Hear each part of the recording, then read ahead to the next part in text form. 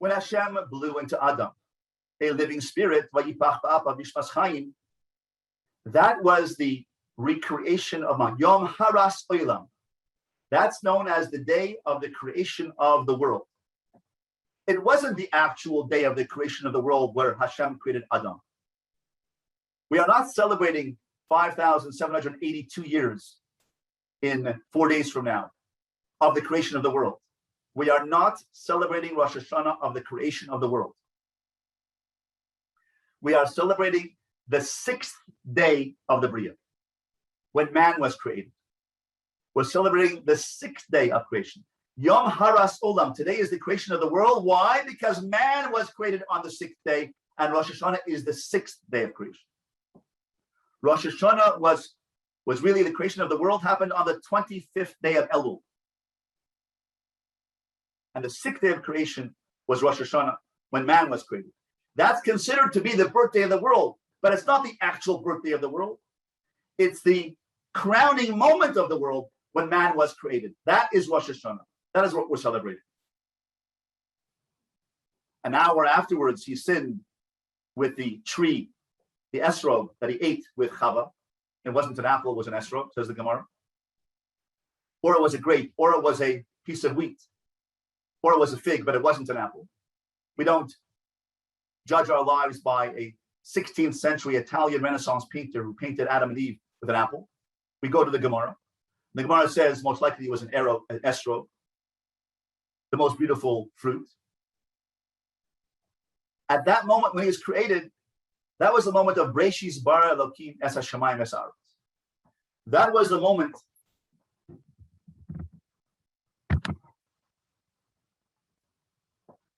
when Hashem created Adam.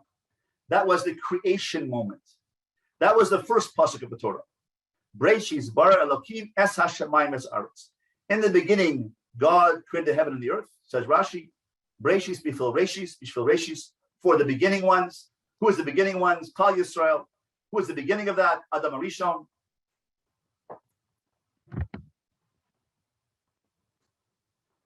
Therefore, the creation of the world, which means the creation of man on the sixth day of the Bria, was an enactment of the first pasuk of the Torah. Breshis bara Elokim. In the beginning, God created the heaven and the earth.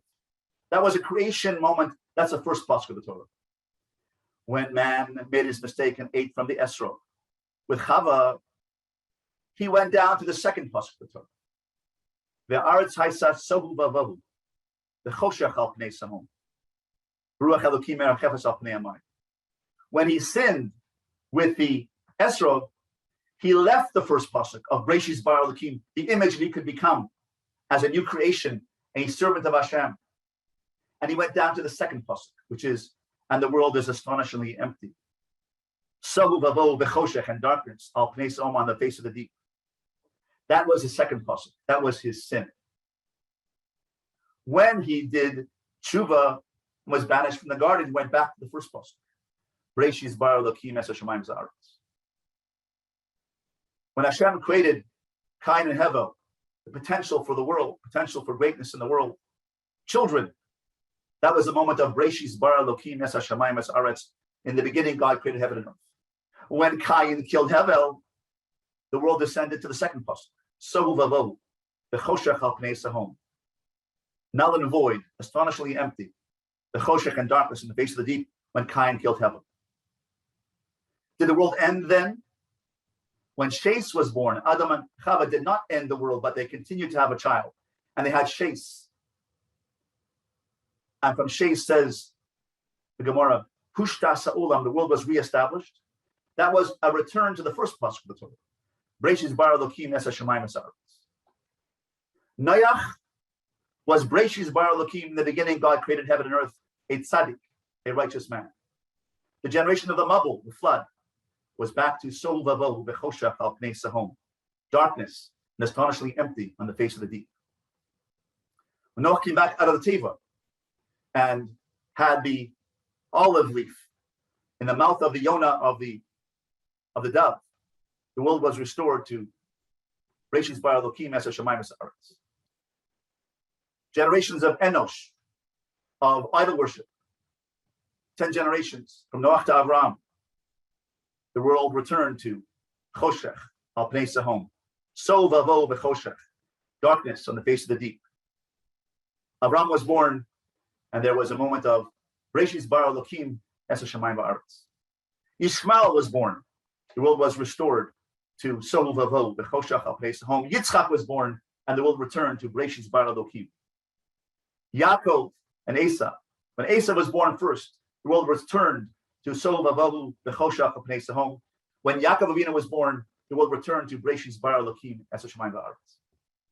When the Jewish people went down to Egypt because of the sin of selling Yosef, the world returned to so vavo v'choshech al pnei sahom. When Moshe Rabbeinu took the Jewish people out of Egypt, the world returned to Bereshis bara Elokim es hashamayim va'aretz. In the beginning, God created a new beginning. Bereshis of Kal Yisrael. When we got the Torah on Mount Sinai, the world was Bereshis bara Elokim. When we sinned with the golden calf, the world returned to so vavo v'choshech al pnei sahom, darkness on the face of the deep. When we did tshuva, and we got the Torah on Yom Kippur, and Yom Kippur is the day of Matan Torah, when Moshe Rabbeinu went up the mountain for 40 days and another 40 days, and brought the luchos down, the second luchos down, that was the Bereshis bara Elokim es hashamayim va'aretz. The world was restored to, in the beginning, God created the heaven and the earth. That's why on Yom Kippur, says Rav Moshe, we kiss the Torah, we take out the Torah. What does the Torah have to do with Yom Kippur? Why do we take out the Torah as by Kol Nidre? It's a statement of, I am annulling my vows that I made between me and Hashem. What does that have to do with the Torah? Because I'm makabel the Torah. On Yom Kippur night, on Kol Nidre night, and the morning of Yom Kippur, I am makabel the second Torah that came down on Yom Kippur. And why is the day of Yom Kippur called the Day of Atonement? Because we are atoning for the sin of the golden calf that was forgiven on Yom Kippur. That's why Yom Kippur is a day of atonement of tshuva. That's why we kiss the Torah and we accept the Torah. Kissing the Torah means I accept the Torah. I re-accept the Torah. I was a person who was all year long so vavo v'choshech al pnei sahom, darkness on the face of the deep. But in Yom Kippur, I restore myself to Bereshis bara Elokim es hashamayim va'aretz. The Medrash says then that when Moshe Rabbeinu was on Mount Sinai receiving the Torah, and he had in his hands two tfachim, two measures of space that he held the luchos, and Hashem held the other. Hashem Kiviyachol held the front part of the luchos, and in the middle between Hashem and Moshe Rabbeinu, there were two tfachim. And Hashem was handing the luchos to Moshe Rabbeinu. Hashem saw the golden calf and wanted to pull the golden calf away from Moshe Rabbeinu. The Medrash says that's the wording of the Yad HaChazaka. Moshe Rabbeinu's Yad HaChazaka, his strong hand means, and that's the wording of Moshe ben Maimon. The Rambam calls his Mishnah Torah Yad HaChazaka, because Moshe Rabbeinu rested, he pulled the luchos out of Hashem's hand. Hashem said, no, Egel, golden calf, they're returning the world to so vavo v'choshech al pnei sahom. Moshe Rabbeinu says, no, the only way to get back to Bereshis bara Elokim is with this Torah. You told us that, Hashem.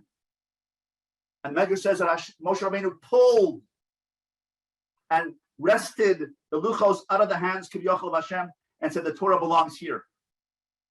And only with the Torah can we do tshuva. Only with the Torah can we come back to Bereshis bara Elokim es hashamayim va'aretz. That is Elul. Elul is a process of preparing for taking the Torah back into our hands and saying, yes, I can.